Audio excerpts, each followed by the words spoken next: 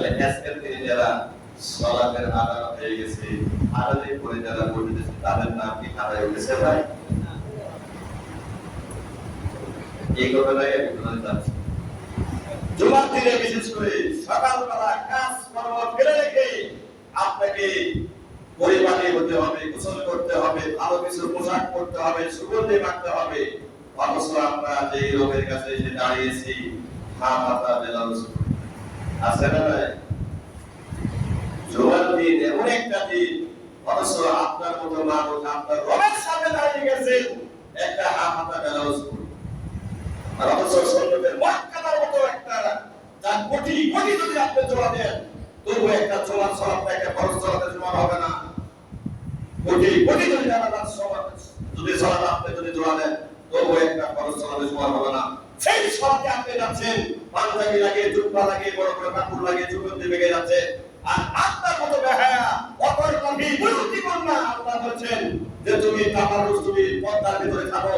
মেয়েদের যেমন পর্দা করা খরচ, ছেলেদের জন্য খরচ বলে সুবহানাল্লাহ। অথচ আপনি কিভাবে বলতে দিচ্ছেন? আপনার নিজের দিকে তাকায় দেখেন তো, আপনার গায়ে দুর্গন্ধ বাড়ায়, আপনি গেঞ্জি গায়ে দিয়েছেন, আপনি কি মুসলমানের সন্তান? আল্লাহ বলছেন তুমি মুসলমানের সন্তান শান্তির করে তুমি জুমার মসজিদে প্রবেশ করেছো বান্দারে, আর তুমি মুসলমান করে দাবি করার পরে তুমি মুসলমানই না।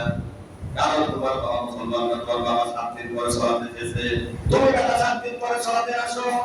তুমি কোন হাজির বেটা, তুমি কোন বাতিলের বেটা? তোমার বাবা কবরে যখন সালাতের আর সালাত করে অভিরান দাও, তোমার বেটা হাজি, তোমার বাপ হাজি, হাজি সাহেব লালিকা ঢোকা দিয়ে একা একাই মসজিদে ফজরের সালাতে দাঁড়িয়ে যায়। হাজির পাঁচটা বেটা, একটা বেটা মসজিদে আসে না, আসে না নাই? আপনাদের দিকে নাই, আমার দিকে হাজির পাঁচটা সন্তান একটি নয় থাকে না, খালি বলে বাপ করে রাখেন, বললেই জমির ভাগ নিয়ে আমি একটা গাড়িকে বেটা বাড়ি করবো, বেটার বর বেটার প্রতিদিন বৃষ্টি করে ওরা বাপটা কবে করবে, করলে ভালো ওই জমিটা বিক্রি করে একটা গাড়ি কিনা গেল, তার জায়গায় কিনা গেল। বাবা বয়া খাতা ছাড়া, ও হাজি সাহেব তুমি তো ভালোই তুমি করছো, কিন্তু তোমার আমল নামাটা কোথায়?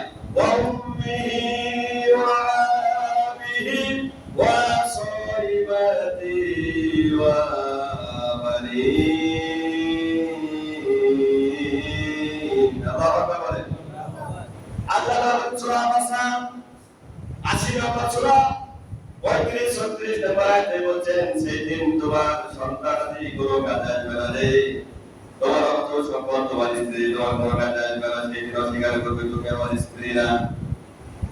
স্বামী বলবে তুমি আমার স্ত্রী না, স্ত্রী বলবে তুমি আমার স্বামী না, সন্তান বলবে ভাই, ভাইকে বলবে বোন, কেউ কারো পরিচয় থাকবে না। সেই দিন তার নিজের কর্মফল নিয়ে নিজে ব্যস্ত হয়ে যাবে, কারো কোনো প্রতিফলকে কোনো কাজে দেবে না। আজকে আপনার সন্তানের জন্য অর্থপাতিত সম্পদ করে যাচ্ছেন যে ভাই জোয়ার দিন হয়ে গেল, বদরের সময় হয়ে গেল, হাজি সাহেব আমাকে যদি 10-12 কে যদি আমাকে কিলাস ধরে যদি টানাটানি করে তো গোলাম হবে না। কারণ আপনি হয়ে গেছেন নায়ক, কারণ আপনার সন্তান হয়ে গেছে ফাসিক, আর আপনি হাজি সাহেব বলে দিতে পারছেন। দুঃখজনক ওই সন্তানকে আপনার জায়গা থেকে আলাদা করে দিতে হবে। আপনার ইবাদত বন্দেগী যদি আপনার কাছে রাখতে চান, তাহলে আপনার সন্তান থেকে পৃথক হয়ে যেতে হবে। এটাই হাদিস। তাই সালাত আদায় করে দেন, তার সাথে আপনি কিভাবে থাকবেন বলেন তো? একটা হিন্দুর সঙ্গে আপনি কয়দিন সংসার করতে পারেন? আপনি একটা মুসলমান।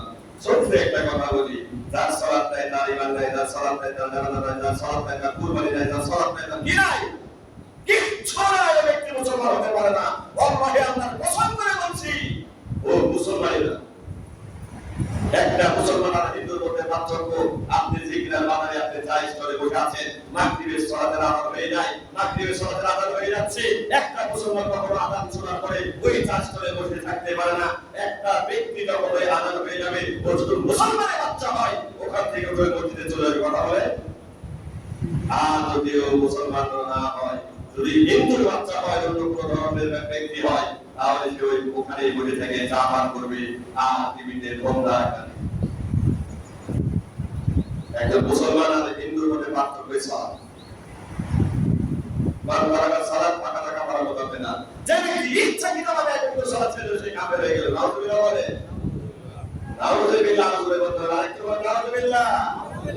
কারণ মান তারাকা সালাতে এক মুহূর্ত সালাত ছেড়ে সে কাফের হয়ে যায়, তাহলে প্রত্যেক 5 ওয়াক্ত সালাতের মধ্যে তুমি 4.5 ওয়াক্ত তাহাজ্জুদের নামাজ পড়ো আর এক মুহূর্ত যদি বাদ দাও, তুমি মুসলমানের মধ্যে নাই। কিন্তু তুমি কেন শুক্রবার এক শুক্রবার আজকে আরেক শুক্রবার 7 দিন পরে তুমি আসলে না, কত লজ্জা থাকা দরকার। তুমি মুসলমানের বাচ্চা, তুমি বলে না মুসলমান, আমি বলি তোমার বাবা মুসলমান নয়, তোমার দাদা মুসলমান নয়, সব ছিল হিন্দু গোষ্ঠী, আর হিন্দু থেকে তোমরা এসেছো, আরে একটু কেটে তুমি বলছো মুসলমান লা ইলাহা ইল্লাল্লাহ মুহাম্মাদুর রাসূলুল্লাহ সাল্লাল্লাহু আলাইহি সাল্লাম, শুধু একটু কেটে তুমি মুসলমান হতে পারো না, তোমার মা তো বিধবা হয়ে গেছে। আমি আশ্চর্য হয়ে যায়, এত বড় একটা সমাজ 340 বারের মতো মানুষ অথচ আলাদা হয়ে যাচ্ছে মাত্র 2 ঘন্টা।